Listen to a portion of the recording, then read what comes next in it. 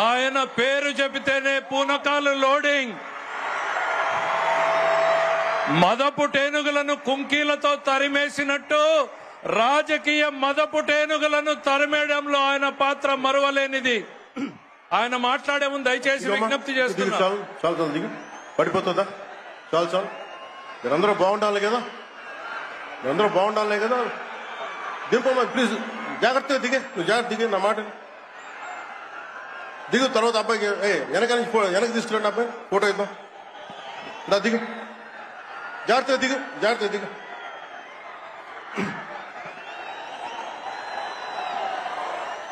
పుట్టపర్తి నారాయణాచార్యులు గారు రచించిన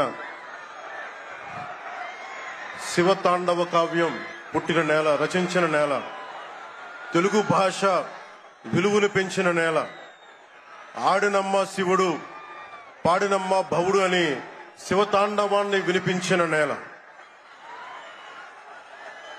ఈ నేల ఒక పుట్టపర్తి నారాయణాచార్యులు, కవి బళ్ళారి రాఘవ గారు లాంటి నాటకరంగ రచయిత, నటుడు, విధాన్ విశ్వం లాంటి మహానుభావులు, గజ్జల మల్లారెడ్డి గారు లాంటి కవులు, ఇలాంటి వాళ్ళందరూ పుట్టిన నేల. ప్రతి రాయలసీమ కవులు కళాకారులు అనేది ఋతువులు ఎన్నైనా మా రాళ్లసీమకి ఒకటే ఋతువు, కరువు ఋతువు. కాలాలు ఎన్నైనా మా రాయలసీమకి ఒకటే కాలం, ఎండాకాలం. దాన్ని మనం రూపుమాపే ప్రయత్నం చిత్తశుద్ధితో చేస్తోంది.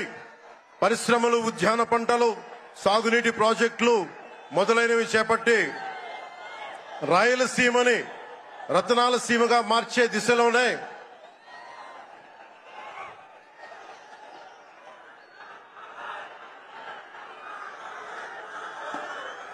ఈ రోజున మేమందరం గౌరవ ముఖ్యమంత్రి గారి చంద్రబాబు నాయుడు గారి నాయకత్వంలో మేము ముందుకున్నాం. ఈ సూపర్ 6 కార్యక్రమం ఇన్ని వేల కోట్లు ఆర్థిక ఇబ్బందుల నుండి వీటన్నిటినీ ముందుకు తీసుకురాగలుగుతున్నామంటే మీ భవిష్యత్తు కోసం, యువత భవిష్యత్తు కోసం, మహిళల భవిష్యత్తు కోసం, ప్రతి ఆంధ్రప్రదేశ్ లో ఉన్న ప్రతి ఒక్కరూ బాగుండాలి, మీరు ఆనందంగా ఉండాలి. మీరే అన్నారు, ఆ రోజు మేము అడిగాం, రాష్ట్రం బాగుండాలి, యద్భావం తద్భవతి. మీరు ఎలా ఆలోచించారో మేమందరం కలిసికట్టుగా పార్టీలు వేరైనప్పటికీ రాష్ట్ర హితువు, రాష్ట్ర శ్రేయస్సును దృష్టిలో పెట్టుకొని ఈ రోజున మీ ముందుకొచ్చి ఇంత ఘన విజయంగా, ఇంత దిగ్విజయంతో ఈ సూపర్ 6 కార్యక్రమాన్ని మీ ముందుకు తీసుకొచ్చాం. దీని సూపర్ 6 కార్యక్రమానికి సంబంధించి భవిష్యత్తు రాయలసీమ వెనుకబాటుతనం గురించి, దానికి నీటి సౌకర్యాల గురించి, పారిశ్రామిక గురించి గౌరవ ముఖ్యమంత్రి గారు మాట్లాడతారు. నేను మీ చెప్పదలుచుకున్నది ఒకటి, ఆరోగ్య బీమా పథకం సాకారం కాబోతుంది. ఒక్కొక్క పథకం ద్వారా ఒక్కొక్క కుటుంబానికి 25 లక్షల ఆరోగ్య బీమా వర్తిస్తుంది. అలాగే పర్యాటక రంగంలో కూడా మనకి దాదాపు 10,000 పైచిలకు పెట్టుబడులు ఆకర్షిస్తున్నాం. అలాగే పంచాయతీ రాజ్ శాఖలో కూడా పల్లె పండుగ ద్వారా 13,300 గ్రామ పంచాయతీలని గ్రామ సభలు నిర్వహించి రికార్డు చేసి 2,007 కిలోమీటర్ల బీటీ రోడ్లు, 4,000 కిలోమీటర్ల సీసీ రోడ్లు చేయగలిగాం. 1,55,000 నీటి కుంటలు నిర్మించి 1 టీఎంసీ నీటిని వర్షాకాలం నిల్వ చేయగలిగాం. అలాగే మూగజీవాల దాహార్తి తీర్చేందుకు 15,000కు పైగా నీటి తొట్లు నిర్మించాం. 22,518 మినీ గోకులాలు చేశాం. అడవి తల్లి బాట కార్యక్రమం గౌరవ ప్రధానమంత్రి శ్రీ నరేంద్ర మోదీ గారి సహకారంతో, ముఖ్యమంత్రి శ్రీ నారా చంద్రబాబు నాయుడు గారి నాయకత్వంలో కూటమి ప్రభుత్వం 1,005 కోట్లతో ప్రధానమంత్రి పిఎం జన్మన్ పథకం, మహాత్మా గాంధీ జాతీయ ఉపాధి హామీ పథకం ద్వారా రాష్ట్ర ఉపాధి హామీ పథకం 625 గిరిజన గ్రామాలని అనుసంధానిస్తూ 1,069 కిలోమీటర్ల రోడ్ల నిర్మాణం జరుగుతోంది. గర్భిణీ స్త్రీలకి డోలీ మోతల నుంచి విముక్తి కలిగించాల లక్ష్యంతో ముందుకెళ్తున్నాం. 7,910 కోట్లతోటి జల్ జీవన్ మిషన్ కి ప్రాజెక్టులు చేపట్టాం. అటవీ విస్తారాన్ని పెంచే లక్ష్యంలో 1 కోటి మొక్కల నాటే కార్యక్రమానికి శ్రీకారం చుట్టాం. కర్ణాటక ప్రభుత్వానికి నుంచి సహకారంతో 4 కుంకి ఏనుగులను తీసుకొచ్చాం.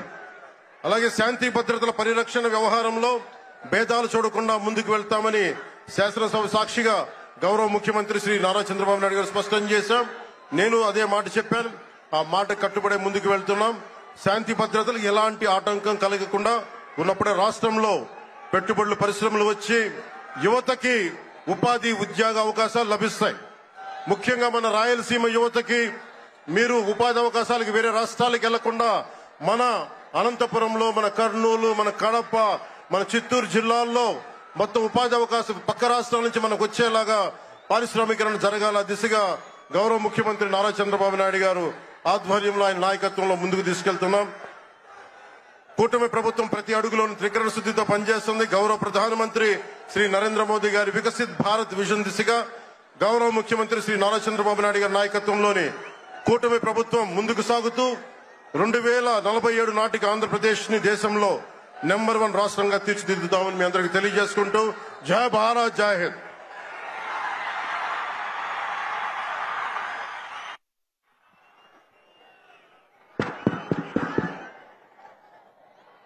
ఈరోజు ఈ సభా కార్యక్రమంలో పాల్గొనాల్సినటువంటి 2 వ్యక్తులు రాలేకపోయారు.